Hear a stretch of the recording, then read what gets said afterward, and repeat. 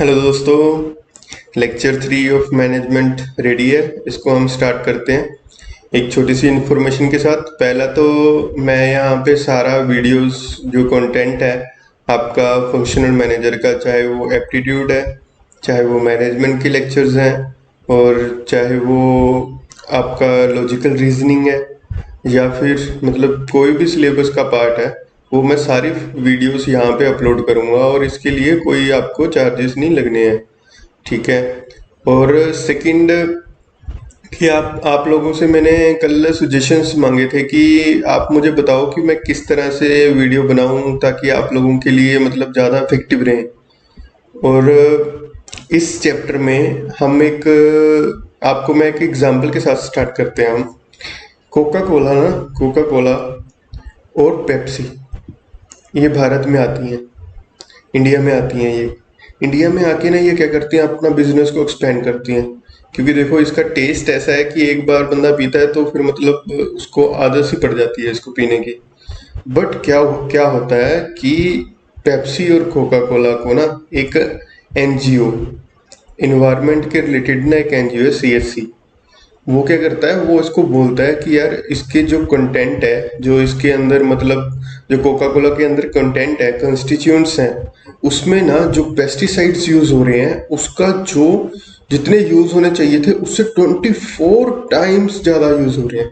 आप सोच सकते हो मतलब आपकी बॉडी के लिए कितना मतलब बॉडी को डिस्ट्रॉय करने वाली बात हो गई। एक तो मतलब जो इसने स्टेटमेंट दिया था, लेकिन फिर इसकी स्टेटमेंट को काउंटर करने के लिए भारत इंडियन गवर्नमेंट क्या बोलती है, इंडियन गवर्नमेंट बोलती है कि यार इसके जो मतलब हेल्थ मिनिस्ट्री क्या बोलती है कि जो इसके कंस्टिट्यूएंट्स हैं, मतलब जो उसमें पेस्टिसाइड है वो 24 टाइम्स नहीं है, मतलब वो जितना होना चाहिए था उतना ही है। बट इससे क्या होता है, अब लोगों को पता लग गया कि हाँ यार मतलब ऐसा कुछ हो रहा है कोका कोला में, पेप्सी में, तो वो क्या करते हैं, वो इसको खरीदना कम कर देते हैं।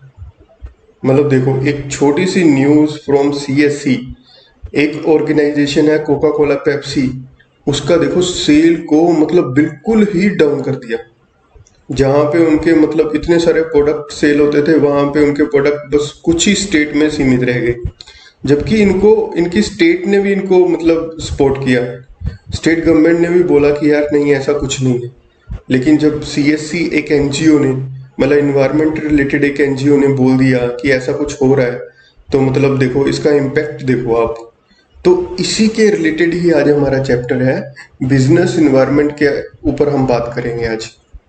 अब देखो एक बंदा है, ठीक है, एक ऑर्गेनाइजेशन है, आपकी एक कंपनी है, ठीक है, उसके आजू बाजू देखो कितनी सारी चीजें हैं। ठीक है, वहाँ के लोग कैसे हैं उसके मुताबिक आप अपना प्रोडक्ट बनाओगे। ठीक है, दूसरा वहाँ पे टेक्नोलॉजी कैसी अवेलेबल है, अगर आपके पास हाई फाई मशीन्स हैं तो आप उसके रिलेटेड अपनी टेक्नोलॉजी अपने मतलब प्रोडक्ट को उस हिसाब से बनाओगे। अगर वहाँ पे मतलब आज भी पुराने जमाने के कंप्यूटर यूज हो रहे हैं तो आपकी एफिशिएंसी भी उससे इम्पेक्ट करेगी। और देखो एक मतलब ये जैसे सीएससी हो गया, ऐसे एनजीओस के ऊपर डिपेंड करती है। वहाँ की गवर्नमेंट कैसी है, अगर गवर्नमेंट है जैसे आप बोलो कि एक नॉर्थ कोरिया जैसी गवर्नमेंट है, सारा ऑटोक्रेटिक रूल है, मतलब जो गवर्नमेंट बोलेगी वैसा होगा, तो वहाँ पे कौन बाहर का बंदा जाना प्रेफर करेगा। लेकिन अगर एक इंडियन गवर्नमेंट जैसी मतलब गवर्नमेंट होगी जिसमें वो मतलब आपको मतलब फैसिलिटीज दे रहे हैं कि अगर आप हमारे पास आते हो तो हम आपको आपको टैक्स फ्री कर देंगे, हम आपको और बेनिफिट्स देंगे, आप जहां मर्जी अपना प्लांट लगा सकते हो, तो ऑब्वियसली है इन्वेस्टर कहाँ आएगा, इन्वेस्टर जहाँ पे उसको फैसिलिटीज मिलेंगी। तो मतलब देखो कितनी चीजों पे आपकी ऑर्गेनाइजेशन डिपेंड करती है। टैक्स रेट वहाँ गवर्नमेंट क्या रखती है, ठीक है, आपके लिए मतलब कितने सारे मतलब रूल्स रेगुलेशन लगा के रखती है, उसका बिहेवियर, उसकी थिंकिंग क्या है गवर्नमेंट की आपके प्रति, मतलब ऑर्गेनाइजेशन के प्रति, इंडस्ट्री के प्रति, वहाँ का फाइनेंशियल सिस्टम कैसा है, वहाँ के लोगों के पास कितना पैसा है, उतने ज़्यादा प्रोडक्ट्स खरीदेंगे, वहाँ का कल्चर कैसा है। तो मतलब देखो यार मैंने आपको कितने सारे पॉइंट्स गिना दिए हैं। मतलब एक ऑर्गेनाइजेशन, एक छोटी सी ऑर्गेनाइजेशन को कितने सारे लोगों के साथ डील करना पड़ता है, एक तो अपने अंदर के लोगों के साथ, एक बाहर के लोगों के साथ। ठीक है, जो जो आप अंदर की चीजों को, ऑर्गेनाइजेशन के ये सर्कल को छोड़ के जो बाहर की चीजें हैं, इसको हम बोलते हैं बिजनेस इन्वायरमेंट। ठीक है, इसमें बहुत सारी चीजें आ जाती हैं। अब मैंने आपको पेप्सिको और कोका कोला की एग्जांपल दी, कैसे उसका प्रॉफिट डाउन हो गया। आप मैगी की एग्जांपल भी ले सकते हो। मैगी में क्या हुआ था पीछे, आपको ये तो आपने रिसेंटली सुना होगा कि उसमें एक कीड़ा मिल गया था। तो कीड़ा मिलने के कारण क्या हुआ था, मैगी की सेल्स सारी जगह डाउन हो गई थी। मतलब एक छोटी सी न्यूज़, और उस न्यूज़ का इम्पैक्ट मतलब एक बंदे को मिला, उसने अपना सोशल मीडिया में डाल दिया। अब सोशल मीडिया ने क्या किया, उसको दूसरे लोगों को बताया। अब दूसरे लोग एक दूसरे को बताते गए तो उसकी सेल एकदम से डाउन हो गई। तो मतलब जो ऑर्गेनाइजेशन के बाहर की चीज़ें हैं, इसको हम बोलते हैं बिजनेस इन्वायरमेंट। और बिजनेस क्या है, जो आप कर रहे हो। अब मीनिंग ऑफ बिजनेस इन्वायरमेंट क्या है, मैंने आपको बताया है, जैसे कि जो सारी चीज़ें, चाहे वो इंडिविजुअल हो, चाहे वो इंस्टीट्यूशन हो, जैसे एक सीएससी है, ठीक है, या फिर वो एक और अलग टाइप का बिजनेस हो, ठीक है, मतलब जो इस ऑर्गेनाइजेशन को छोड़ के बाहर की सारी दुनिया है, ये है बिजनेस इन्वायरमेंट। ठीक है, इसमें आप देखोगे कि इसके बहुत सारी चीज़ें, मतलब इसके अंदर एलिमेंट्स भी हैं, इकोनॉमिक फैक्टर्स भी हैं। बाहर की जो इंटरेस्ट रेट अगर अच्छा होगा तो ज़्यादा पैसा ऑर्गेनाइजेशन के पास आएगा, ज़्यादा लोगों के पास भी पैसा रहेगा, तो ऑर्गेनाइजेशन के प्रोडक्ट्स ज़्यादा सेल हो सकते हैं। सोशल वहाँ के लोग कैसे हैं, मतलब वहाँ पे जैसे आप बोल सकते हो कि दिवाली का त्यौहार आता है, ईद का त्यौहार आता है, तो मतलब उसमें क्या होता है कि आपके जैसे गुरुपुरब आते हैं, तो उसमें क्या होता है कि जैसे वहां पे आपका एक ट्रेडिशन फिक्स है। दिवाली के वक्त आपको पता होगा कि यार पटाखों की सेल बढ़ेगी, मिठाई की सेल बढ़ेगी। तो वो ऑर्गेनाइजेशन के जो इंटरनल प्रोडक्ट्स जो वो बनाती है उस पर डिपेंड करता है। आप देखो, अब ज्यादा प्रोडक्ट्स बनाने हैं तो ज्यादा डिमांड मतलब जनरेट हो रही है मार्केट में। तो मतलब वो डिपेंड करता है सोशल नीड्स वहां पे कैसी हैं। पॉलिटिकल नीड मतलब पॉलिटिकल कल्चर कैसा है, मतलब वहाँ की गवर्नमेंट कैसी है। अगर गवर्नमेंट ऑटोक्रेटिक है तो वहाँ पे कोई नहीं जाना चाहेगा। अगर गवर्नमेंट लिबरेट है, मतलब वहाँ पे मतलब बोलती है कि आप अपनी ऑर्गेनाइजेशन बनाओ, जैसे मर्जी आप अपना बिजनेस चलाओ, तो वहाँ पे लोग ज़्यादा इन्वेस्ट करेंगे। तो मतलब जो आपकी ऑर्गेनाइजेशन पे मतलब बिजनेस इन्वायरमेंट का बहुत इम्पैक्ट है। टेक्नोलॉजी मैंने आपको बताया, आज अच्छी टेक्नोलॉजी होगी तो आप प्रोडक्ट्स ज़्यादा बना पाओगे। और बहुत सारी फोर्सेस पे जो आपका बिजनेस इन्वायरमेंट है, जो आपकी एंटरप्राइज है, वो मतलब जो बाहर बहुत सारे इन्वायरमेंट क्रिएट हो रहे हैं उस पर डिपेंड करती है। अब आपको फीचर्स ऑफ बिजनेस इन्वायरमेंट क्या है। सबसे पहले तो सारी टोटल एक्सटर्नल फोर्सेस होनी चाहिए। इंटरनल आप कोई बात नहीं कर रहे हो, जब भी आप बिजनेस इन्वायरमेंट की बात करोगे आप एक्सटर्नल बात करोगे, जो एक्सटर्नल फोर्सेस हैं। ठीक है, अब ये फोर्सेस एक फोर्स है, ठीक है, जो एक्सटर्नल है। ठीक है, ये दो तरह की हो सकती है, एक स्पेसिफिक, एक जनरल फोर्स। अब देखो कुछ बंदे तो ऐसे हैं जो इसके साथ डायरेक्टली लिंक है, जैसे इसके कस्टमर्स हो गए, इसके सप्लायर्स हो गए, जिससे ये रॉ मटेरियल ले रही है, या जो जिससे ये टूल्स ले रही है, मशीन्स ले रही है, या फिर इसके कंपिटिटर्स हो गए, जिसके साथ तो मतलब इसका मतलब रोज का लेना देना है। और दूसरे होगी जनरल फोर्सेस, पहली होगी स्पेसिफिक और दूसरी होगी जनरल फोर्सेस। जनरल फोर्सेस में आता है जैसे कि social, political, legal, technological conditions, मतलब वहाँ की जो गवर्नमेंट है वो कैसी है, जैसे सोशल लोग कैसे हैं, पॉलिटिकल वहाँ की गवर्नमेंट कैसी है, लीगल वहाँ पे रूल कैसे हैं, टेक्नोलॉजिकल वहाँ पे मशीनरी मतलब टेक्नोलॉजी कैसी है। तो ये दो भाग में आप इसको फोर्सेस को डिवाइड कर सकते हो। पूरी की पूरी एक्सटर्नल फोर्स है, वो फोर्स एक स्पेसिफिक हो सकती है, एक जनरल हो सकती है, ये इसके फीचर्स हैं। और जो फोर्सेस है ना वो दूसरे एक दूसरे के साथ इंटर रिलेटेड है। जैसे मान लो कि आपने, जैसे एक ऑर्गेनाइजेशन है और इसके बाहर एक इन्वायरमेंट है, ठीक है, इन्वायरमेंट के अंदर बहुत सारी फोर्सेस हैं, ठीक है। अब ये दोनों फोर्सेस ना, मतलब मान लो एक F1 फोर्स है, एक F2 फोर्स है, ये आपस में इंटर रिलेटेड भी हैं। कैसे हैं, अब मान लो एक बंदे ने ना मतलब वहाँ का जो सोशल नीड्स है ना, वहाँ पे मतलब लाइफ एक्सपेक्टेंसी के ऊपर बहुत ध्यान दिया जाता है। अब लाइफ एक्सपेक्टेंसी के ऊपर बहुत ध्यान दिया जाएगा, जैसे केरला का नंबर 1 है, ठीक है, इंडिया में। तो वहाँ पे क्या होगा, increased awareness for health care system के ऊपर काम होगा। मतलब बंदों की लाइफ कैसे बढ़ेगी, लाइफ तब बढ़ेगी जब अच्छा खाएंगे तो फूड इनटेक का डिमांड बढ़ जाएगा। जैसे कि डाइट कोक, पहले क्या होता था, कोक में पेस्टिसाइड्स होते थे, ठीक है, मतलब उसमें जो पेस्टिसाइड कंटेंट बहुत ज़्यादा होता था, उसको ओवरकम करने के लिए डाइट कोक ले आई, जो हेल्थ के लिए अच्छी है। Fat free cooking oil, health resource शुरू हो गए। तो मतलब एक बंदे ने एक लाइफ एक्सपेक्टेंसी, एक चीज ने मतलब कितनी सारी चीज की डिमांड को जनरेट किया, तो इसको हम बोलते हैं inter relatedness. Dynamic in nature है। अब देखो आपका टेस्ट है, आप छोटे थे आपका टेस्ट क्या था, अब आपका टेस्ट क्या हो गया। और मतलब टाइम टू टाइम क्या है, लोगों का मतलब ट्रेंड के मुताबिक लोग अपने कपड़े पहनने का स्टाइल, ठीक है, अपने मतलब बात करने का स्टाइल, मतलब सारा कुछ चेंज हो रहा है। इस हिसाब से प्रोडक्ट भी, जो कंपनी प्रोडक्ट बना रही है वो भी चेंज हो रहे हैं। अनसर्टेनिटी है, मतलब मान लो कि यार आप इतने सारे फोर्सेस हैं, अब एक फोर्स तो है नहीं है, कितने सारे फैक्टर्स हैं बाहर मार्केट में, ठीक है। आप देख लो गवर्नमेंट के साथ भी डील करना है इस ऑर्गेनाइजेशन ने, बंदों के साथ भी डील करना है, ठीक है, वेदर के साथ भी डील करना है, टाइम के साथ भी डील करना है, तो कितनी सारी अनसर्टेनिटी है। मतलब प्रोडिक्ट करना कितना मुश्किल है, इसलिए हम बोलते हैं कि इसका फीचर है अनसर्टेन भी है ये। और रिलेटिविटी भी है। रिलेटिविटी का मतलब ये है कि जैसे मान लो एक यूएसए है, ठीक है, एक इंडिया है। अब यहाँ पे देखो, अब दो प्रोडक्ट हैं, देखिए एक है साड़ी, साड़ी की एग्जांपल लेते हैं। इंडिया में साड़ी कितने लोग पहनते हैं और यूएसए में बहुत ही कम लोग पहनते हैं। वो क्यों है? क्योंकि ट्रेडिशन नहीं है वहां पे यूएसए में, इंडिया में ट्रेडिशन है। तो मतलब एक प्रोडक्ट की दोनों जगह डिमांड अलग अलग हो सकती है। तो इसी को हम बोलते हैं रिलेटिविटी। मतलब बिजनेस इन्वायरमेंट में जो एक फोर्स है, मतलब एक जो कस्टम है, ट्रेडिशंस हैं, वो एक जगह पे अलग हो सकता है, दूसरी जगह पे अलग हो सकता है। तो ये हो गए आपके सारे फीचर्स। अब इम्पोर्टेंस क्या है इसकी, हम इसको क्यों पढ़ रहे हैं?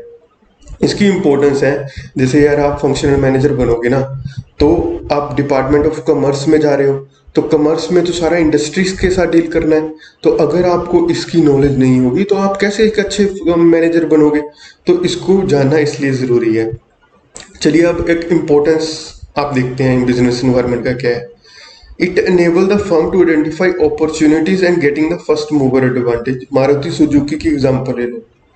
मारुति उद्योग कैसा था, इसने सबसे पहले प्रोडक्ट किया कि लोग क्या, इंडिया के लोग क्या, मिडिल क्लास लोग बहुत ज़्यादा हैं, ठीक है, और उनके पास पैसा भी कम है। तो इन्होंने ऐसी गाड़ियां बनानी शुरू कर दी, जैसे रॉयल रॉयल्स, आप मर्सिडीज छोड़ के, मतलब इंडियन मार्केट के मुताबिक इन्होंने इंडियन मार्केट को समझा और उस मुताबिक इन्होंने गाड़ियां बनाई। तो ये स्मॉल स्केल मार्केट में अब नंबर वन है, ठीक है। तो इससे क्या हो सकता है कि आप अगर बिजनेस इन्वायरमेंट को समझ गए तो आप फर्स्ट मूवर एडवांटेज ले सकते हो कि सबसे पहले आप एक मतलब प्रोडक्ट लेके आए हो, तो आपका एक इमेज बन जाएगा कि हाँ यार ये जो ऑर्गेनाइजेशन है ये स्मार्ट कार के साथ डील कर रही है और अच्छी कार्स बना रही है, ठीक है। Second, it helps the firm to identify threats and early warning signals. अब क्या है, आप एक मतलब आपको पता लगा, अब जैसे कि अभी गवर्नमेंट ने क्या किया, कोरोना वायरस के कारण ना इनको बहुत सारा मतलब पैसा इन्होंने, जैसे अभी बोल रहे हैं कि 20 लाख करोड़ के नियर अबाउट ये अब मार्केट में दे रहे हैं। तो 20 लाख करोड़ अब कैसे जनरेट करेंगे? जो बाहर के, इन्होंने अभी शुरू भी कर दिया है कि बाहर के जो फॉरेन इन्वेस्टमेंट्स हैं उनको बोल रहे हैं कि आप इंडिया में आओ, इंडिया में आके अपने प्लांट लगाओ, ठीक है। तो उससे क्या होगा, इनको रेवेन्यू जनरेट होगा। अब एक एज अ ऑर्गेनाइजेशन आपकी एक कंपनी है, ठीक है, उस कंपनी के मतलब से आप क्या सोच सकते हो इस स्टेटमेंट से? अगर एक बाहर का बंदा यहाँ पे आके आपकी कंपनी जैसी एक और कंपनी लगा लेता है, सी टू लगाता है, तो आपका क्या होगा, कंपटीशन बढ़ेगा। तो ये क्या है, आपके लिए आइडेंटिफाई थ्रेट्स है, एक तरह का मतलब वार्निंग है। अगर आप अपने प्रोडक्ट में अच्छे प्रोडक्ट नहीं बनाओगे, क्वालिटी अच्छी नहीं करोगे, उसकी कॉस्ट कम नहीं करोगे, तो आप कैसे उसके साथ compete कर पाओगे? तो अगर आपको अच्छी नॉलेज है बिजनेस इन्वायरमेंट की, तो आप उसके थ्रेट्स और अर्ली वार्निंग्स को समझ सकते हो। It helps in tapping useful resources. अब आपको पता है कि देखो आपकी ऑर्गेनाइजेशन है, ऑर्गेनाइजेशन कहीं से रॉ मटेरियल लेती है सप्लायर से, आपके कस्टमर्स हैं जिसको आप डिलीवर करते हो, और आप कहीं ना कहीं से अलग अलग पार्ट्स लेते हो, ठीक है। तो क्या होता है कि यार अगर आपको इनके बारे में पता होगा कि सप्लायर्स भी बहुत सारे हैं, कस्टमर भी बहुत सारे हैं, अगर आपको पता होगा कि यार हमने इस सप्लायर के पास अच्छा मटेरियल है, इस कस्टमर के पास लॉयलिटी है कि ये हमारे साथ जुड़ा रहेगा, तो अगर it helps in tapping useful resources. Resources कौन से? सप्लायर, कस्टमर, ठीक है। अगर आपको इनकी नॉलेज होगी तो आप अपने बिजनेस को और ग्रो कर पाओगे। It helps in coping with rapid changes. मतलब जैसे कि यार आप देखो ग्लोबलाइज हो रहा है, सारी दुनिया ग्लोबलाइज हो रही है। अब एक कंट्री से दूसरी कंट्री जाना कितने की दूरी का काम है, आप मतलब बड़ी जल्दी पहुंच जाते हो। तो क्या है, रैपिड चेंजेस हो रहे हैं टेक्नोलॉजी में। तो टेक्नोलॉजी के साथ आपको आपको मतलब एक अपॉर्चुनिटी भी मिल रही है कि आप अपनी ऑर्गेनाइजेशन में भी वो टेक्नोलॉजी को लेके आओ। जैसे कि कंप्यूटर्स आए, तो कंप्यूटर्स आप अपनी मतलब कंपनी में कंप्यूटर्स यूज़ करने में लगे तो आपकी एफिशिएंसी बढ़ गई। तो मतलब ये अगर आपको अच्छी नॉलेज होगी कि मार्केट में क्या चल रहा है तो आप उसको अपनी ऑर्गेनाइजेशन में भी यूज़ कर सकते हो। It helps in assisting in planning and policy formulation. अब देखो मैंने आपको बताया था कि एक कंपनी है सी आपकी, एक दूसरी कंपनी C1 खुल गई, बाहर से कोई बंदा आया उसने भी C1 कंपनी खोल दी आपकी जैसी कंपनी। अब आप क्या करोगे, इससे इससे आपको ही बेनिफिट होगा यार, मतलब इनडायरेक्टली बेनिफिट होगा, जिससे कि आप अपनी प्लानिंग और अच्छी कर पाओगे। आपको पता होगा कि हाँ मैंने अपने compete करना है मार्केट में, तो मैंने क्या करना है, अपनी सारी जो मतलब मेरी पहले की पॉलिसीज हैं उसको रिफॉर्म करूंगा, मैं उसमें चेंजेस करूंगा। जैसे पहले ये कस्टमर के लिए सिर्फ मतलब मान लो कि आप एक प्रोडक्ट बना रहे थे पी, सिंपल एक प्रोडक्ट बना रहे थे, जैसे मारुति का एग्जांपल ले लो, वो सिर्फ सिर्फ स्मॉल कार्स बना रही थी। अब ये कंपनी आई C1 और स्मॉल कार्स भी बना रही है, उसके साथ थोड़ी सी और बड़ी मतलब मीडियम साइज कार भी बना रही है, और मतलब दोनों की इक्वल क्वांटिटी बना रही है। तो ये आपको ज्यादा compete कर सकती है। तो मारुति क्या करती है, मारुति भी बोलती है कि मैं भी मीडियम कार्स और बनाना शुरू करूंगी। तो इससे आप अपनी पॉलिसीज और प्लानिंग को रिफॉर्म कर सकते हो। It helps in improving performance. अब आप देखोगे यार, अगर आप किसी के साथ compete कर रहे हो, कंपनी C1 के साथ compete कर रही है, तो इसको अपनी परफॉर्मेंस तो बढ़ानी ही पड़ेगी। मतलब ये क्या करना पड़ेगा, इसको अपने पॉलिसीज में रिफॉर्म करना पड़ेगा, अपने बंदों का स्किल सेट को बढ़ाना पड़ेगा, तो ऑटोमेटिकली परफॉर्मेंस बढ़ जाएगी। तो ये तो सारे थे इंपॉर्टेंस ऑफ बिजनेस इन्वायरमेंट। अब आ जाते हैं डायमेंशंस। डायमेंशंस का पहले तो मतलब समझ लो क्या होता है। एलिमेंट्स, एलिमेंट्स मतलब इसको क्या क्या कंस्टिट्यूट करते हैं, ये मैंने आपको थोड़ा सा पहले बताया था। इसको कंस्टिट्यूट करते हैं इकोनॉमिक कंडीशंस कैसी हैं, सोशल कंडीशंस कैसी हैं, टेक्नोलॉजिकल कंडीशंस कैसी हैं, पॉलिटिकल कैसी हैं, लीगल कंडीशंस कैसी हैं। फॉर एन एग्जांपल, एक लाइट बल्ब जब डिस्कवर हुआ था, एनर्जी एफिशिएंट लाइट बल्ब, जैसे आपके 10 वाट के बल्ब अभी आ गया है ना, अब देखोगे आप उसको कितना मर्जी यूज कर लो, सारे दिन यूज करते रहो, पर आपकी बिजली बहुत ही कम कंज्यूम होती है। तो एक जनरल इलेक्ट्रिक कंपनी थी और फिलिप्स कंपनी है, इन्होंने क्या सोचा कि यार हम इस बल्ब जो टेक्नोलॉजी आई है अगर हम इसको यूज करें तो हम इससे तो बहुत सारा प्रॉफिट जनरेट कर सकते हैं। अब देखो, एक टेक्नोलॉजिकल चीज से इसने अपना प्रॉफिट इंक्रीज कर दिया। तो यही तो है एलिमेंट, मतलब टेक्नोलॉजी अगर आप उसको समझ गए तो आप उसको अपनी ऑर्गेनाइजेशन में यूज कर लोगे और आपका प्रॉफिट और बढ़ जाएगा। हम इसको वन बाय वन डिस्कस करते हैं। सबसे पहले इकोनॉमिक एनवायरनमेंट को हम स्टडी करते हैं। इकोनॉमिक एनवायरनमेंट में आ गया इंटरेस्ट रेट, जैसे आपकी ऑर्गेनाइजेशन है, ठीक है, बाहर इन्वायरमेंट है, अब गवर्नमेंट है वहां पे, अगर वो इंटरेस्ट रेट लो रखेगी तो क्या होगा, इंटरेस्ट रेट लो रखेगी तो बैंक से बंदा ज्यादा पैसे खरीद मतलब ले सकेगा इंटरेस्ट पे, ठीक है। तो क्या होगा, इससे मार्केट के पास ज्यादा पैसा होगा, आपके प्रोडक्ट लोग ज्यादा खरीदेंगे, ठीक है। तो इंटरेस्ट रेट का, इन्फ्लेशन रेट क्या है, महंगाई कैसी है, अगर महंगाई कम होगी तो यार ऑब्वियसली आपके पास ज्यादा पैसा होगा, अगर महंगाई बहुत ज्यादा है तो आप सारे पैसे खाने पीने में ही खर्च कर दोगे। तो change in disposable income of people, stock market कैसा है, अब देखो स्टॉक मार्केट अगर आगे सेंसेक्स आगे बढ़ रहा है, इंक्रीज कर रहा है, तो इट मीन्स क्या है कि लोगों लोगों के पास पैसा है, कंपनीज ग्रो कर रही हैं, ऑर्गेनाइजेशन ग्रो कर रही है, तो बाहर की जो कंपनीज हैं वो देखती हैं ये चीजें कि हाँ यार इंडिया में तो बहुत अच्छी चीज चल रही है, तो वो भी यहाँ पे पैसा इन्वेस्ट करती हैं।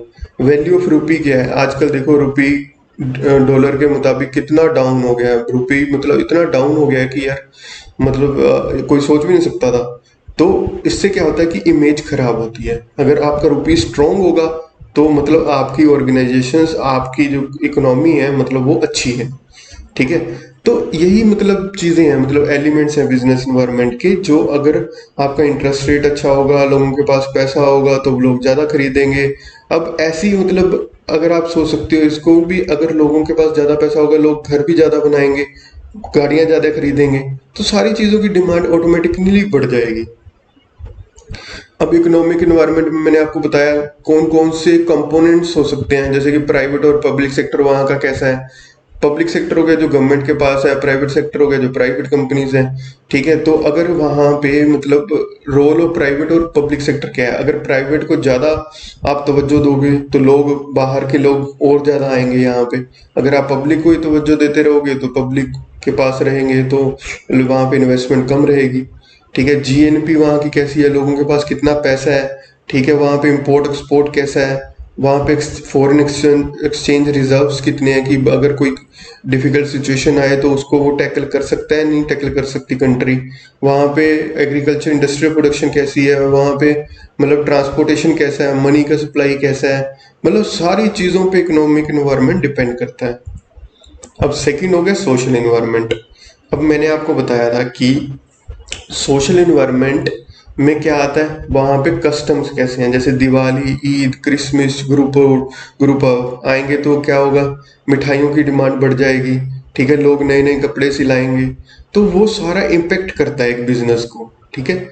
और अगर हेल्थ केयर के बारे में आजकल देखो, लोगों को हेल्थ केयर, जिम जाते हैं लोग, तो जिम जाते हैं तो वो क्या करते हैं, अब अपने पास एक मिनरल वाटर की बोतल रखते हैं, ठीक है, फूड अच्छा से अच्छा लेते हैं, उसके बाद जूस पीते हैं, डाइट अपनी बहुत अच्छी कर लिया है उन्होंने।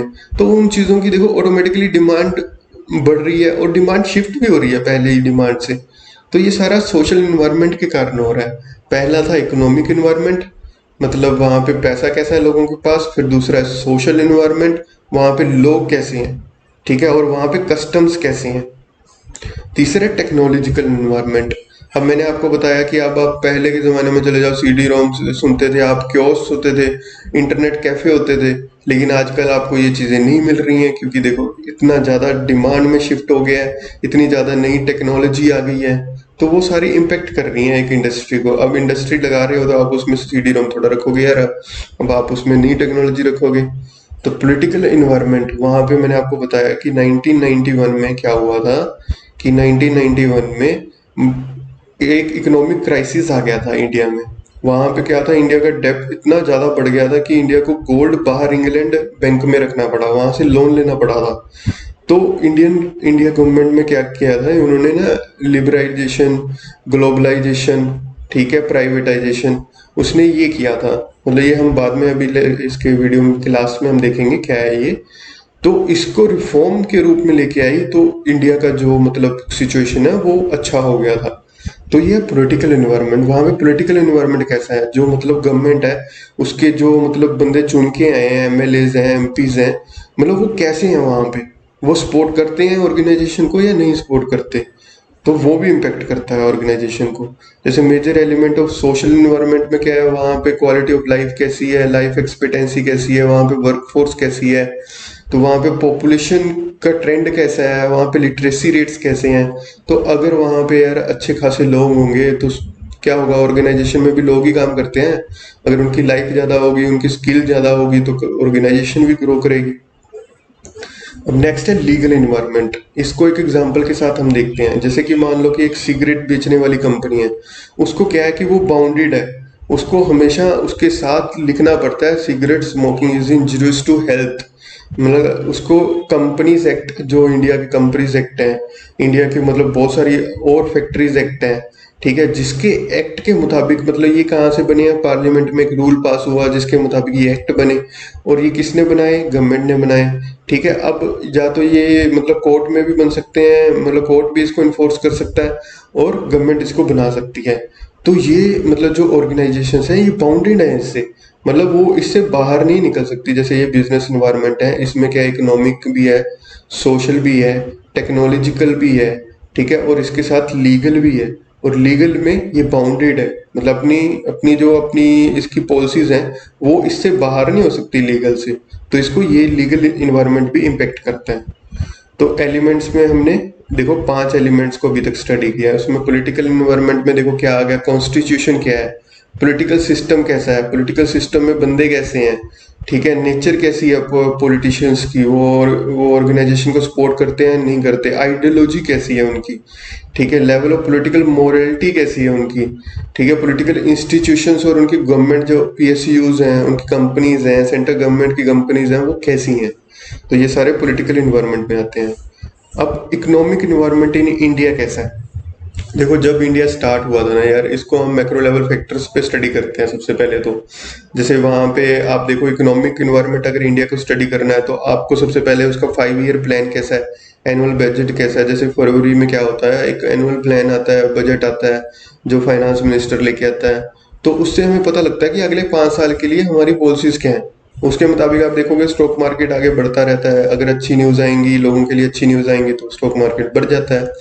ऐसी इंडस्ट्रियल पॉलिसीज, हमारी मॉनेटरी पॉलिसीज कैसी हैं, फिजिकल पॉलिसीज हमारी कैसी हैं, हमारे हमारे ऊपर कितना डेप्ट है, हमारे फाइनेंशियल इंस्टीट्यूशंस जैसे कि हमारे म्यूचुअल फंड्स हैं, ठीक है, और लोग हैं जो मतलब फाइनेंस करते हैं, हमारा इंफ्रास्ट्रक्चर फैक्टर्स कैसे हैं, मतलब हमारे लोगों के पास पैसा कितना है, जीडीपी कैसी है, जीएनपी कैसी है, ग्रोथ नेशनल प्रोडक्ट बोलते हैं जीएनपी को, मतलब एक बंदे के पास एवरेज कितना पैसा है, ठीक है। तो वो सारी चीजें इकोनॉमिक इन्वायरमेंट के अंडर आती हैं इंडिया के। हमको अगर इकोनॉमिक इन्वायरमेंट इन इंडिया बताना है तो हमको ये सारे फैक्टर्स को स्टडी करना पड़ेगा। अब स्टार्ट करते हैं हम इंडिपेंडेंस से। इंडिपेंडेंस पे क्या था कि सारी एग्रीकल्चर इकोनॉमी थी, ठीक है, लोग सारे उसी में इन्वॉल्व थे, ठीक है। और उससे क्या होता था कि यार मतलब लो प्रोडक्टिविटी टेक्नोलॉजी थी, मतलब टेक्नोलॉजी तो थी नहीं, बस चलो ठीक है अभी प्रोडक्शन करनी है। तो उस टाइम क्या था, कम्युनिकेबल डिजीज भी बहुत ज़्यादा थी। तो इससे क्या हुआ कि इससे इसको लगा, गवर्नमेंट को लगा कि हमको रिफॉर्म करने की ज़रूरत है, नहीं तो हम सर्वाइव नहीं कर पाएंगे मार्केट में। तो उन्होंने क्या किया, उन्होंने एक प्लान बनाए। प्लान में उन्होंने क्या किया, अभी अब हम एग्रीकल्चर पे हैं तो हमको इंडस्ट्री की तरफ शिफ्ट करना पड़ेगा। इंडस्ट्री की तरफ शिफ्ट करेंगे तो क्या होगा, स्टैंडर्ड ऑफ लिविंग बढ़ेगा लोगों का, लोग गांव से निकल के शहरों की तरफ आएंगे, और मतलब एक इंडस्ट्रियल बेस बढ़ेगा, लोगों के पास पैसा आएगा। तो उसको क्या हुआ कि 1991 तक मतलब इंडस्ट्री सेटअप होना शुरू हो गया, मिक्स हो गया, मतलब एग्रीकल्चर भी है, इंडस्ट्री भी है, ठीक है, दोनों साथ के साथ चल रही हैं। तो 1991 में क्या होता है कि इकोनॉमिक क्राइसिस आ जाता है। इकोनॉमिक क्राइसिस के कारण अब रिफॉर्म्स की ज़रूरत होती है।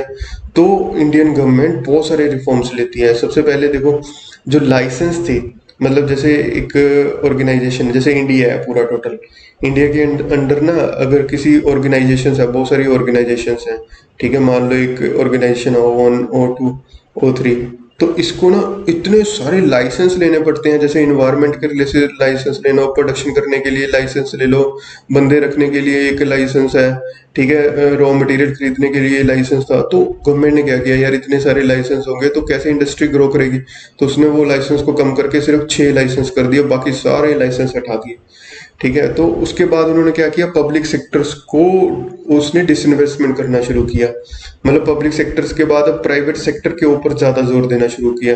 100% एफडीआई कर दी, मतलब बाहर जो कंपनीज हैं पहले उसको इंडिया में अलाउ नहीं किया जाता था। तो अब क्या किया गया, 1991 के बाद वहां पे बाहर की कंपनीज को बोला गया कि आप यहाँ पे आके इंडिया में आके अपनी बिजनेस को ग्रो करो, हम आपके ऊपर रिस्ट्रिक्शंस बहुत कम करेंगे। बोर्ड बने, जो फॉरेन इंस्टीट्यूशनल प्रमोशनल बोर्ड बने कि वो उन लोगों को अगर उनकी कोई ग्रीवेंस है, मतलब उनकी कोई दुख समस्या है, तो उसका भी निवारण किया जाए। अब उसके बाद देखो, लाइसेंस सिस्टम को बोलते हैं लिबरलाइजेशन, प्राइवेटाइजेशन बोलते हैं कि पब्लिक सेक्टर से उसको प्राइवेटाइज कर दो। पब्लिक सेक्टर क्या है, गवर्नमेंट की कंपनी, अगर गवर्नमेंट की कंपनी है तो उसको प्राइवेट के हाथों में दे दो, तो उससे क्या होगा, उसकी एफिशिएंसी बढ़ जाएगी। उसके बाद है foreign private participation, Indian industrial development, globalisation कर दो, ठीक है। तो ये 3 चीजें आपने याद रखनी है, लिबरलाइजेशन, प्राइवेटाइजेशन और ग्लोबलाइजेशन, एलपीजी। अब इसको करने के बाद क्या होता है, उसने मतलब सारा इस इंडियन मार्केट को रिफॉर्म कर दिया। तो उससे बाद मतलब एक शॉर्ट टर्म के लिए मतलब क्या होता है कि मतलब फ्रीडम हो जाती है चीज़ों की, टैक्स रेट्स कम हो जाते हैं, मतलब प्रोसीजर सिंप्लीफाई हो जाते हैं, और टेक्नोलॉजी और आती है इंडियन मार्केट में। तो इंडियन लिबरलाइजेशन का मतलब क्या है, लिबरलाइजेशन का मतलब है कि जैसे आपने licence and of permit quota Raj, मतलब इंडियन ने एक अपने अपने रूल बनाए हुए थे, उन रूल के मुताबिक इंडियन जो फैक्ट्रीज हैं, जो इंडियन मतलब लोग हैं, वो ही वहां पे ग्रो कर पाए। पर उससे क्या हो रहा था, एफिशिएंसी कम हो रही थी। तो वो इंडिया को लगा कि यार अगर हम इसको रिफॉर्म नहीं करेंगे तो हम ग्लोबलाइज नहीं हो पाएंगे, हम कैसे कम्पीट करेंगे दूसरी कंपनीज के साथ जो बाहर की कंपनीज हैं। तो इसलिए अबॉलिशिंग लाइसेंस रिक्वायरमेंट कम कर दिया। लिबरलाइजेशन का मतलब मैं आपको बता रहा हूँ, अब लाइसेंस सिस्टम कम कर दिया। अब नो रिस्ट्रिक्शन ऑन एक्सपेंशन और कंट्रैक्शन ऑफ बिजनेस एक्टिविटी, आप कितना मर्जी ग्रो कर पाओ अपने बिजनेस को। पहले रिस्ट्रिक्शन था कि आपको परमिशन लेनी पड़ती थी ग्रो करने के लिए भी। और गुड्स और सर्विसेज की मूवमेंट को रिस्ट्रिक्ट करना बंद कर दिया। आप अपना अपने मुताबिक प्राइस को फिक्स कर सकते हो। ठीक है, अननेसेसरी जो टैक्स रेट्स थे उसको भी रिड्यूस किया गया और सिंपलीफाई किया गया प्रोसीजर्स को, अट्रैक्ट किया गया फॉरेन कैपिटल और टेक्नोलॉजी को। तो लिबरलाइजेशन मतलब रिलैक्स कर देना सारी चीज़ों को। उसके बाद प्राइवेटाइज किया गया। अगर एक कंपनी है, जैसे पब्लिक सेक्टर कंपनी है, ठीक है, ये प्राइवेट सेक्टर कंपनी है, अगर इसमें गवर्नमेंट के 51% शेयर है, ठीक है, 51% शेयर का मतलब क्या है कि जैसे वे पब्लिक सेक्टर कंपनी है, इसकी नेट वर्थ है 100 करोड़। अब 100 करोड़ में से 51% शेयर, मतलब इसको शेयर के रूप में डिवाइड कर दो, तो इसको 51% शेयर अगर सेंट्रल गवर्नमेंट के पास है तो ये पब्लिक सेक्टर है। अगर 51% से 50% रह गए तो ये क्या हो जाएगी, ये प्राइवेट सेक्टर कंपनी हो जाएगी। ठीक है, मतलब इसके शेयर होल्डर जो हैं, मतलब प्राइवेट शेयर होल्डर हैं, वो 50% तो प्राइवेट है, 50% सेंटर है। या इससे कम भी हो सकती है, मतलब 50% से 51% से वो 0% तक भी हो सकता है जो सेंटर का शेयर है। तो उसके बाद अगर 51% से नीचे होता है तो वो बन जाती है प्राइवेट सेक्टर कंपनी। ठीक है, तो प्राइवेटाइजेशन के ऊपर जोर दिया गया था। प्राइवेटाइज होगी तो मतलब तो बहुत प्राइवेट सेक्टर में क्या होता है कि मतलब रिस्ट्रिक्शंस नहीं होती। मतलब जैसे पब्लिक सेक्टर में एक बंदे को जॉब से निकालना कितना मुश्किल है यार, उससे काम लेना कितना मुश्किल है, बट प्राइवेट सेक्टर में ऐसा नहीं है, तो उससे एफिशिएंसी बढ़ा। ग्लोबलाइज हो गया। ग्लोबलाइज का मतलब है कि यार देखो, देखो इंडिया है, ठीक है, यहाँ पे यूएसए है, यहाँ पे चाइना है, यहाँ पे और कंट्रीज हैं, सऊदी अरब है। ठीक है, तो इंडिया को सभी के साथ मतलब टेक्नोलॉजी को शेयर करना है, बंदों को शेयर करना है। अगर वहाँ पे फ्री मतलब मूवमेंट नहीं होगी, अगर वहाँ पे रिस्ट्रिक्शंस होगी तो कैसे मूव होगी। वहाँ से शिप आ रही है, ठीक है, तो शिप के ऊपर रिस्ट्रिक्शंस होगी तो कैसे होगा। मतलब बिजनेस को ग्रो करना है तो ग्लोबलाइज होना पड़ेगा। वहाँ पे फ्री मूवमेंट होनी चाहिए हर चीज़ की, चाहे वो गुड्स की हो, बंदों की हो, टेक्नोलॉजी की हो। तो इसी को हम बोलते हैं ग्लोबलाइजेशन। ग्लोबलाइजेशन का मतलब है कि जो सारी रिस्ट्रिक्शंस हैं, मतलब जो बाहर की कंट्रीज के साथ हैं, उसको कम कर दो। देखो इसमें आता है free flow of goods and services, free flow of capital across Nations, free flow of information and technology, free movement of people across borders. मतलब सारी मूवमेंट को फ्री कर देना। डीमोनेटाइजेशन, इसके टाइम पे तो आप थे, 8 नवंबर 2016 को रात को 12 बजे प्रधानमंत्री मोदी जी ने एक निर्णय लिया कि 500 और 1000 के नोट इमीडिएट इफेक्ट से उसका लीगल टेंडर बंद हो जाएगा, वो नोट वैलिड नहीं रहेंगे except in some certain cases. ठीक है, तो ये क्यों किया गया था? ब्लैक मनी को कर्व करने के लिए किया गया था। ठीक है, अब इसके फीचर्स क्या थे? इसके फीचर्स थे, एक टैक्स एडमिनिस्ट्रेशन मेजर बोला जा रहा है, इसको टैक्स रिफॉर्म बोला जा रहा है। टैक्स इवेजन मतलब टैक्स की चोरी बिल्कुल बर्दाश्त नहीं की जाएगी। ठीक है, चैनलाइज करना है सेविंग को। मतलब फॉर्मल फाइनेंशियल सिस्टम्स कौन से होते हैं, जैसे कि आप मान लो कि आप एटीएम के थ्रू कुछ मनी ट्रांजैक्शन कर रहे हो, मतलब फॉर्मल मींस को सपोर्ट करना है, कैश को कम करना है। ठीक है, तो लेस कैश ओरिएंटेड इकोनॉमी बनानी है। और इसका इम्पैक्ट क्या था? डिक्लाइन इन कैश ट्रांजैक्शंस कम हो गई थी, बैंक डिपॉजिट इंक्रीज हो गए थे, फाइनेंशियल सेविंग्स इंक्रीज हो गई थी। प्राइवेट वेल्थ, अब देखो, अब लोगों ने क्या किया था, लोगों के पास बहुत सारा जो ब्लैक मनी था, अगर किसी के पास था तो उसने रिटर्न नहीं किया, तो उससे क्या हो गया, मनी जितना इंडिया के पास था अब वो तो बर्बाद हो गई कुछ मनी। तो इससे क्या हुआ था, जो पब्लिक प्राइवेट वेल्थ थी वो कम हो गई थी, वो डाउन हो गई थी। पब्लिक सेक्टर पे कोई इम्पेक्ट नहीं पड़ा था। डिजिटलाइजेशन बढ़ गई थी, जैसे आपके रुपए कार्ड देखो, आपको मतलब बहुत सारी चीज़ें जो आपके एटीएम थे, मास्टर कार्ड थे, आप उसके द्वारा आपने मतलब ट्रांजैक्शन करना शुरू कर दिया था। रियल एस्टेट में अब देखो, लोगों के पास पैसा कम हो गया तो रियल एस्टेट का भी डाउन हो गया था। टैक्स कलेक्शन बढ़ गया था क्योंकि लोगों ने अपनी मनी को डिस्क्लोज करना शुरू कर दिया था। अब impact of business policy changes on business and industry, मतलब इम्पैक्ट ऑफ गवर्नमेंट पॉलिसीज। अब गवर्नमेंट की जो पॉलिसीज थी उसका बिजनेस और इंडस्ट्री पे क्या इफेक्ट पड़ता है? तो सबसे पहले तो कंपटीशन बढ़ जाता है। अगर वो फॉरेन इन्वेस्टर्स को अलाउ करता है अपनी इंडियन मार्केट में तो क्या होगा, कंपटीशन बढ़ेगा। जैसे एयरलाइंस हैं, अब देख लो आप, एयरलाइंस में इतनी सारी एयरलाइंस ऐसी हैं, जैसे कि आप मान लो कि जैसे आप मतलब इंडिगो से ट्रैवल कर रहे हो तो आप कितनी सारी मतलब आपके पास ऑप्शंस हैं, आपको चूज कर सकते हो। आप भी मैंने यार एयरलाइन जिसका रेट कम होगा, तो उससे क्या बढ़ता है, कंपटीशन बढ़ रहा है। और सेकंड है मोर डिमांडिंग कस्टमर्स। अब जैसे अमेजोन फ्लिपकार्ट आ गई, ठीक है, आप कहीं से कोई चीज़ खरीदने जाते हो तो सबसे पहले आप क्या करते हो, अमेजोन फ्लिपकार्ट पे वो रेट चेक कर लेते हो यार कितने पे मिल रहा है। अगर वो उतने में दे रहा है रिटेलर तो आप खरीदते हो, नहीं नहीं खरीदते। तो मतलब टेक्नोलॉजी से क्या हुआ, मोर डिमांडिंग कस्टमर्स हो गए हैं और रैपिडली चेंजिंग टेक्नोलॉजी इन्वायरमेंट भी हो रहा है। अब देखो मैंने आपको बताया कि जैसे ये टेक्नोलॉजी आ गई है आपके पास, तो टेक्नोलॉजी आने से क्या हो गया, मतलब जो स्मॉलर फर्म्स हैं, जैसे कि आप मान लो कि एक बड़ी इंडस्ट्री है, ठीक है, वो तो उस टेक्नोलॉजी को खरीद सकती है, वो बड़ी मशीन्स को खरीद सकती है, बट एक छोटी मशीन, छोटी कंपनियां वो उस मशीन्स को नहीं खरीद सकती।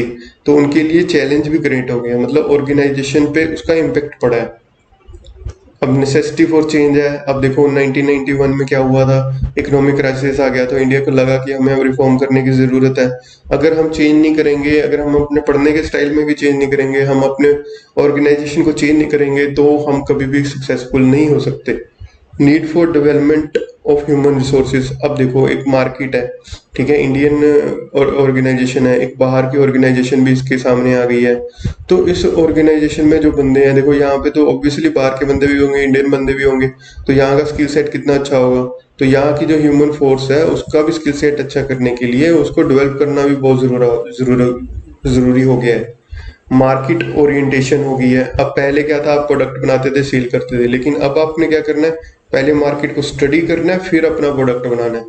ठीक है। Loss of budgetary support to the public sector. पहले क्या होता था कि पब्लिक सेक्टर के ऊपर जोर होता था, जैसे रेलवेज हो गया, ठीक है, और अपने कोल हो गया, जस्ट स्टील हो गया, जहां जहां मतलब पब्लिक सेक्टर्स थे उसमें क्या होता था, इनको तवज्जो दी जाती थी। अगर इनका लॉस भी होता था तो गवर्नमेंट इसको सपोर्ट करती थी। बट अब जैसे ये प्राइवेटाइज हो रहे हैं तो इसके ऊपर मतलब पैसा कम खर्च किया जा रहा है।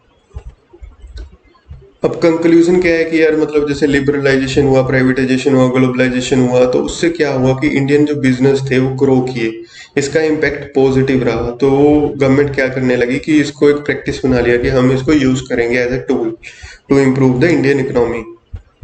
अब समरी हमने क्या पढ़ा है, एक बार सारा रिवाइज करवा देता हूँ आपको। बिजनेस एनवायरनमेंट का मतलब क्या है, सारी एक्सटर्नल फोर्स ऑर्गेनाइजेशन को छोड़ के, ठीक है, इसमें दो तरह की फोर्स थी, general force, specific force. General force कौन सी थी, जैसे कि आपके इकोनॉमिक, सोशल, टेक्नोलॉजिकल, लीगल, वो सारे पॉलिटिकल क्या थे वो आपके जनरल थे। और आपके स्पेशल क्या थे, जो आपके कस्टमर्स हैं, सप्लायर्स हैं, वो आपके स्पेसिफिक फोर्स थी।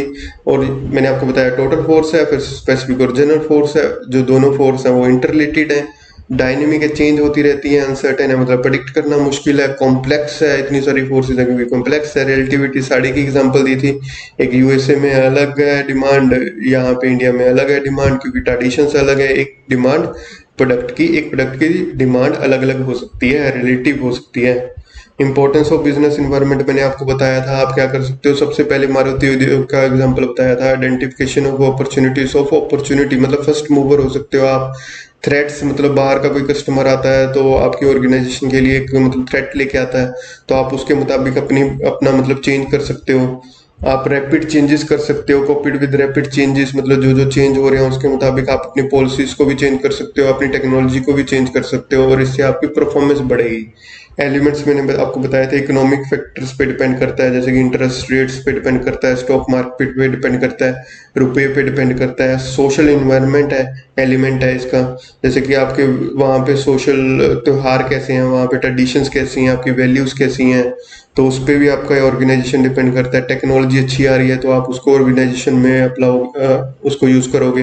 पॉलिटिकल सिस्टम, वहाँ पे गवर्नमेंट उसको सपोर्ट करती है नहीं करती है। लीगल, वहाँ पे जैसे एक सिगरेट का एग्जांपल बताया था, भी उसके ऊपर भी उसको मतलब जो कोर्ट की जजमेंट्स हैं, जो गवर्नमेंट की अथॉरिटीज की जजमेंट है, उसको लिखना पड़ता है, सिगरेट के ऊपर लिखना पड़ता है, मतलब cigarette smoking is injurious to health. Economic environment in India मैंने आपको बताया था, स्लोली स्लोली चेंज हुआ। ये 1991 में क्राइसिस आया था, उसके बाद लिबरलाइजेशन, प्राइवेटाइजेशन, ग्लोबलाइजेशन आया। लिबरलाइजेशन का मतलब था लाइसेंस सिस्टम को एंड करना, प्राइवेटाइजेशन का मतलब है पब्लिक सेक्टर से लेके प्राइवेट सेक्टर को दे देना, ग्लोबलाइजेशन का मतलब है free movement of everything, material हो, चाहे वो मैन हो, चाहे वो टेक्नोलॉजी हो, चाहे वो सर्विस हो। तो इम्पैक्ट क्या पड़ा गवर्नमेंट के चेंज का बिजनेस की इंडस्ट्रीज पे, कि इंक्रीज कंपटीशन बढ़ गया, क्योंकि देखो फॉरेन इन्वेस्टर्स आ गए। डिमांड, अब अमेजन फ्लिपकार्ट का एग्जांपल बताया था, डिमांडिंग कस्टमर्स हो गए, उनको पता है कि रेट क्या होना चाहिए, टेक्नोलॉजी में चेंज करने की जरूरत पड़ गई। Necessity for change in everything, मतलब उसको अपने मतलब ऑर्गेनाइजेशन में पॉलिसीज में चेंज करना है, अपने ह्यूमन नेचर में चेंज करना है, अपने एटीट्यूड में चेंज करना है, मतलब सारी चीज़ों में चेंज करने की ज़रूरत पड़ गई। Need for developing human forces का स्किल सेट बढ़ाना है अगर बाहर के लोगों के साथ कम्पीट करना है। मार्केट ओरिएंटेशन, मार्केट को स्टडी करके अपना प्रोडक्ट बनाना है। Loss of budgetary support to public sector से प्राइवेट सेक्टर हो गया तो उसको पैसा उसको देना कम कर दिया। तो ये सारा था रिवीजन। अब एमसीक्यूज ट्राई करते हैं। Which of the following does not characterise the business environment. देखो अनसर्टेनिटी था, रिलेटिविटी था, कॉम्प्लेक्सिटी था, एम्प्लॉयज नहीं था, तो B is the right answer. Which of the following best indicate the importance of business environment. Identification था, improvement in performance भी था, और कॉपिंग विद रैपिड चेंजेस भी था। All of them is the right answer. Next question, which of the following is an example of social environment. देखो money supply in the system economy के साथ deal करता है। कंज्यूमर प्रोटेक्शन एक्ट, देखो legal, constitution of the country political, और composition of the family क्या है, social है। तो D is the right answer. Liberalisation means, liberalisation देखो integrating among economies, reduce government controls and restrictions, तो B is the right answer. Which of the following does not explain the impact of government policy changes on business and industry। देखो government policy का business industry पे कौन सा, मतलब इसमें से option नहीं है। मोर डिमांडिंग कस्टमर ठीक था, इंक्रीजिंग कंपटीशन ठीक था, चेंज इन एग्रीकल्चर प्राइस नहीं था, तो C is the right answer. Which of the following is not a feature of business environment. Interrelated elements थे, डायनेमिक था, कॉम्प्लेक्सिटी था, कंटिन्यूस नहीं था, D is the right answer. Identification of opportunity to get first mover advantage, Maruti का example दिया था मैंने आपको, this is a true statement. Refers to negative and unfavourable external factors that are likely to create hurdles for a firm. Threats क्या थे, threat क्या है, negative चीज है, मतलब आपके एक्सटर्नल फैक्टर्स हैं जिसको आपने कर्ब करना है। Which of the following are the dimensions of business environment. Economical है, सोशल है, टेक्नोलॉजिकल है, लीगल है, पॉलिटिकल है, तो सारे हैं, ऑल ऑफ द अबव है। लिबरलाइजेशन मींस क्या था, end of licensing system. Globalisation does not include barriers, barrier को रिमूव करना है। Which of the following are the impact of government policy changes on business and industry. Increase competition है, need for change है, demanding answer is all of the above. Which of the following is not a part of business environment. देखो competitors भी हैं, NGOs भी है, suppliers भी हैं, तो सारे ही हैं, तो नॉट अ पार्ट ऑफ, मतलब D is none of the above. Which of the following is not a component of specific force of business environment. अब स्पेसिफिक फोर्स में मैंने कौन से बताए थे आपको, देखो कस्टमर्स भी हैं, सप्लायर्स भी हैं, इन्वेस्टर्स भी हैं, जो डायरेक्टली लिंक हैं। इनडायरेक्टली लिंक थे टेक्नोलॉजिकल, नॉट अ कंपोनेंट, मतलब technological condition is the right answer. Increase life expectancy of people and increase awareness for health care have increase the demand for many health products, मतलब interrelated है। अगर life बढ़ेगी तो उसके साथ बहुत सारी चीजों की डिमांड बढ़ेगी, तो क्या हुआ, इंटररिलेटेडनेस इज द राइट आंसर। चलो मैं होप करता हूँ कि ये वीडियो आपके लिए बहुत ज़्यादा हेल्पफुल रहेगी। इसको देखते रहो और यार मतलब वीडियो को थोड़ा सा मतलब शेयर करो लोगों के साथ, तो मुझे इससे मोटिवेशन मिलेगा। चलो खुश रहो। Okay, thank you.